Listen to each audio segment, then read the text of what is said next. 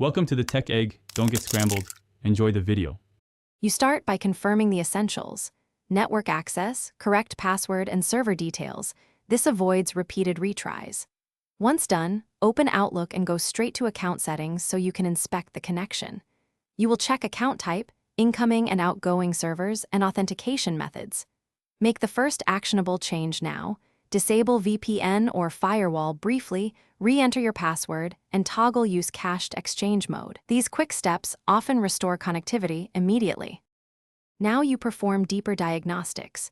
Run test account settings and view connection status to see where authentication or TLS fails.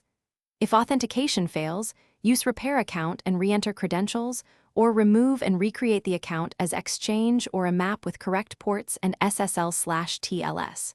Make sure auto-discover is resolving. If not, add manual server entries.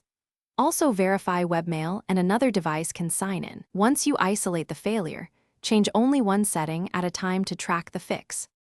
Finish by restarting Outlook and the PC to apply changes, then run send/receive to confirm mail sync and sending.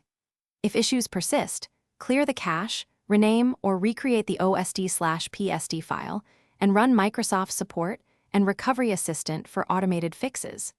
Make sure to rebuild search and re-enable one add-in at a time.